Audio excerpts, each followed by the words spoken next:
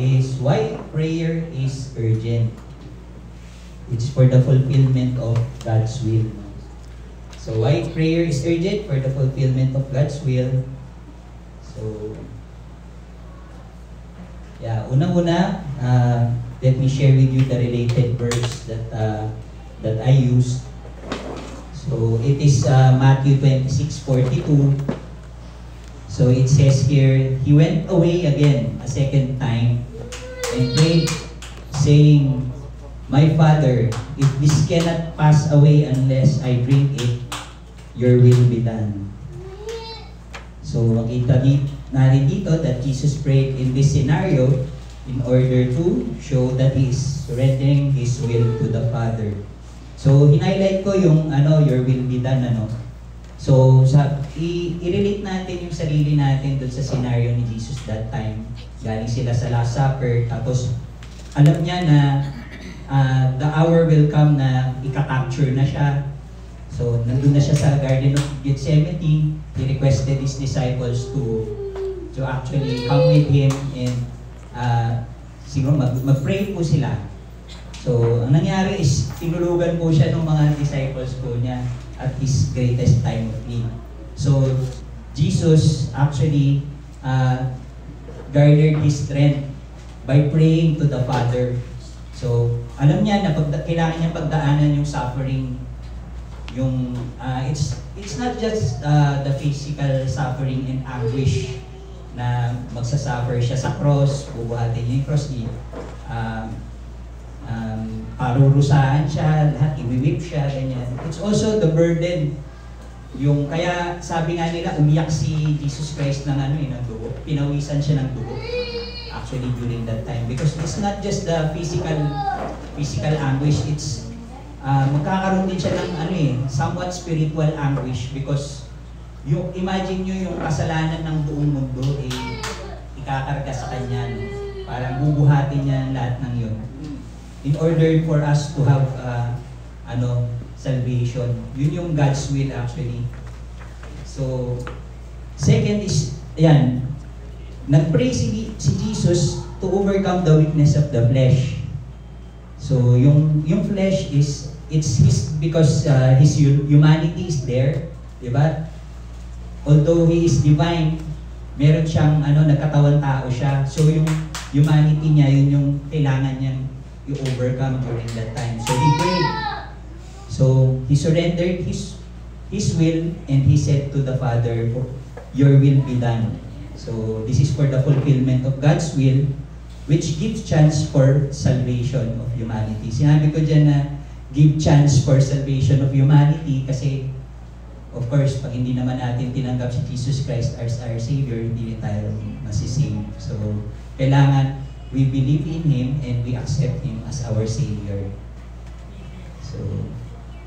So letter C, Jesus prayed in this scenario to be in constant touch with the Father and to gain divine inspiration and moral support from God, which ultimately led to obedience. And therefore, the fulfillment of the Father's will. So yun nga yung sabi ko, tinulugan siya ng disciples. So yung father niya, the Father is only one na kasama niya during His time of need. So yun na rin yung nagbigay ng moral support sa kanya. So how do we relate to this? So we therefore need to pray to be in touch with God and gain divine inspiration of obedience to God. This leads ultimately to the fulfillment of His will. In real life, we experience this when praying before we make difficult decisions. So most often, we are torn between seeking the kingdom and prioritizing earthly pleasures or concerns. So, kasi, yung mga tao kasi, tayo, may tendency tayo na we want to be in our comfort zone always. So, ayaw nating nagsasuffer. So, si Jesus, para masunod yung will ni Lord, willing siya na pagdaanan yun, pinag-pray niya. Na kahit pagdaanan niyo yung anguish na yun, He surrendered His will to God. Si God the Father talaga yung pinasunod niya. So, yung will ni Lord ang So next is why prayer is urgent for the fulfillment of God's will. Our next related verse to that is in Matthew 6:9. Pray then in this way, Our Father who is in heaven, hallowed be your name. Your kingdom come, thy will be done. So nandun na naman yung thy will be done, no? So God's will na naman yung ibig sabihin, Jesus taught us to pray in this way or format to instill and remind us that prayer makes it possible for God to fulfill His will, plans, and purposes through you. And then next, prayer reminds us of our individual roles and responsibilities as servants of God. So nandun din yun sa format na binigay niya ng prayer natin, yung individual roles natin and responsibilities as servants of God. So, di ba, may sa part doon sa prayer na tinuro niya yung pattern, kailangan forgive us our sins as we forgive those. So, dapat maging rin tayo, forgiving sa iba. And do not bring us to the test, but deliver us from evil. So, letter C, yung yung Jesus taught us to pray in this way to remind us that prayer in accordance to God's word. So dapat pag nagpe-pray tayo, meron tayong kinuquote na Bible verse or scripture.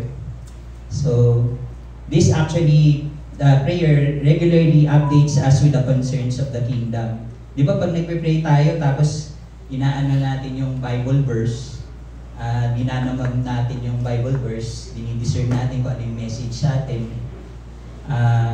Para tayong na-update ni Lord kung ano yung doon natin nakukuha yung instruction sa Kanya. So like prayer, no? Parang if we relate to everyday life, parang prayer is like being always connected to the Wi-Fi, to the internet. No? Kung ngayon, na-feel natin pag walang internet, para tayo nagpapanik parang wala tayong direksyon, parang sabi mo yung wifi, diba? So tayo dapat everyday, mas maganda kung talagang nakakonect tayo lagi sa internet, diba? Yung walang putol. So same way with prayer, kailangan we're in constant touch with the Father in Jesus Christ para guided niya tayo, no, for the fulfillment of God's will. So kung tulad niyan, may decision tayo, nasa isip agad natin because we are in constant prayer. Kailangan, what would Jesus do sa ganitong scenario? So yun yung yung sinasabi niya. So it constantly gives us awareness of kingdom concerns that we need to fulfill daily to ultimately fulfill God's will through each one of us. So, yan. So, in modern terms, when we regularly pray and meditate on His Word, we can download regularly God's updates for His directions and instructions. So, yun, gaya nung sinabi ko nga, updated tayo lagi. So, mas maganda lagi tayong nagpe-pray. Yun. So, nakita natin yung illustration na huli. Dapat when we pray, it is backed up by God's Word. No? Hindi lang yung parang kausap natin, Genie, Lord, sana ganito, makuha ko na yung gusto kong kotse, ma-close ko tong account na to, ganito, Lord, ganyan. Ginawa natin Genie si Lord. Actually, it's a two-way communication. Hindi lang yung bato tayo ng bato. So, kaya tayo pinagko-quiet time para mas susceptible tayo sa message ni Lord pag nagbabasa tayo ng word niya.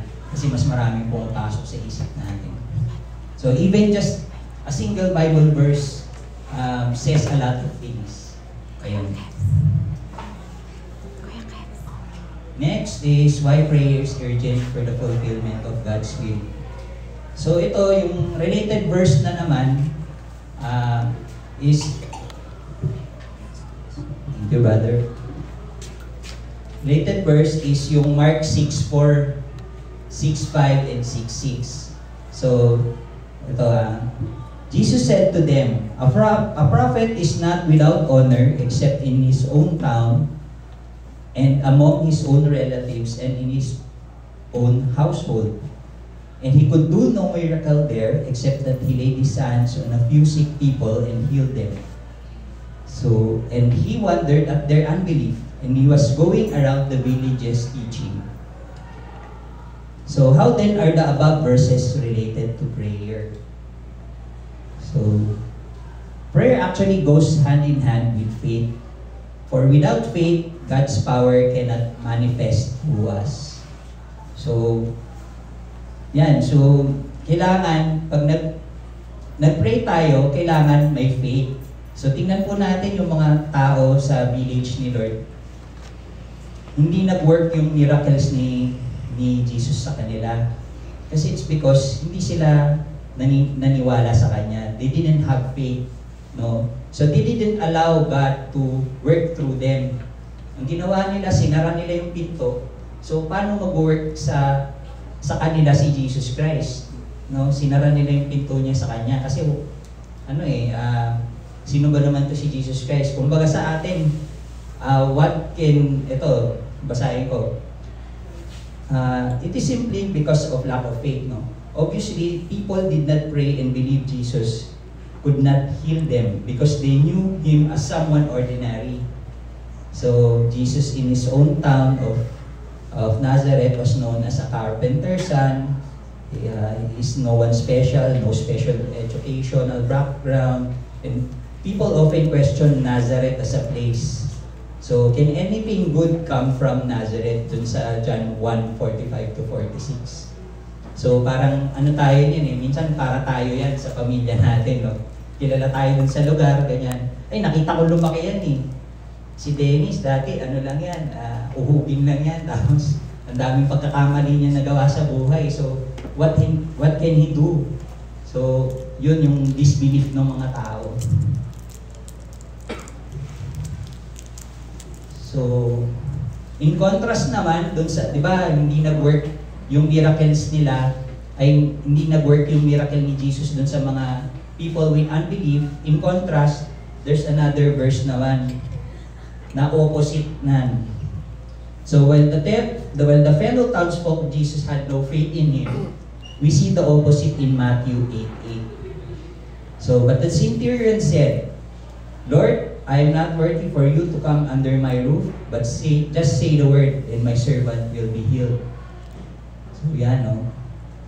Talagang lumuhod pa siya kay Jesus Christ, yung centurion pa yan, So hindi natin in-expect na isang centurion na hindi Israelite, siya pa yung may faith kay Jesus Christ. So now, when Jesus heard this, He marveled and said to those who were following, Truly I say to you, I have not found such a great faith with anyone in Israel.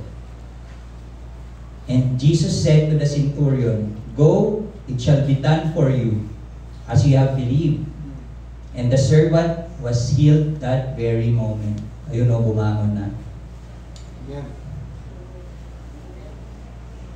So, next is, Jesus likewise did pray with faith in the Father prior to making major decisions and prior to performing His great miracles.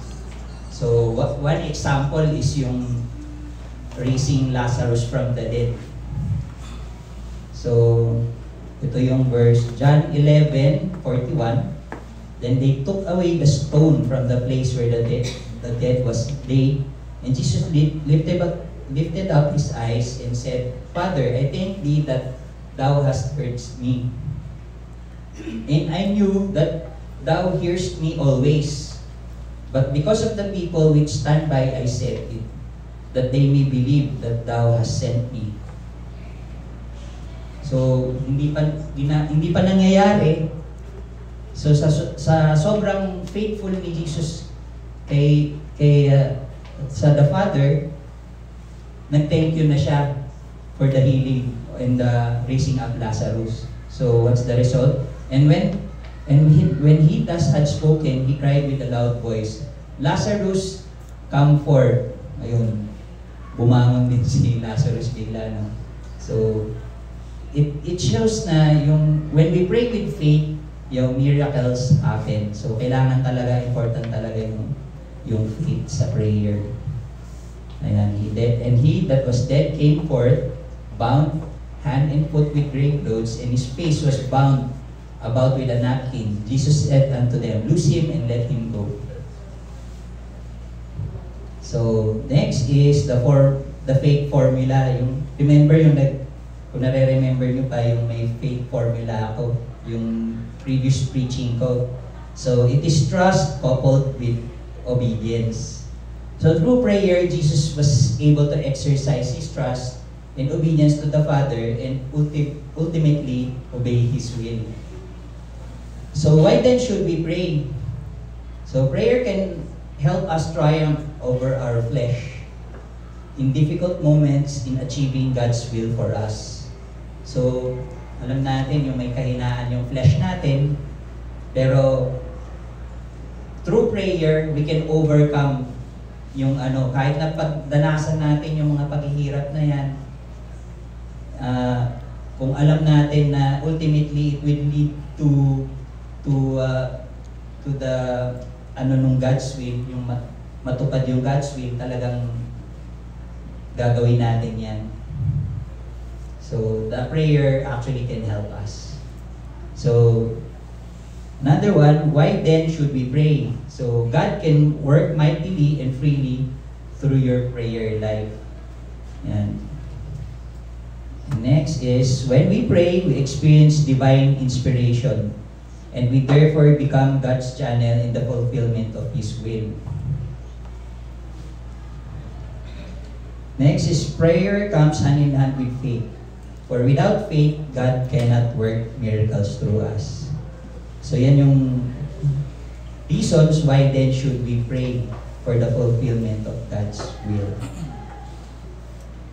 And lastly, we glorify God through our prayers, and that is part of God's will.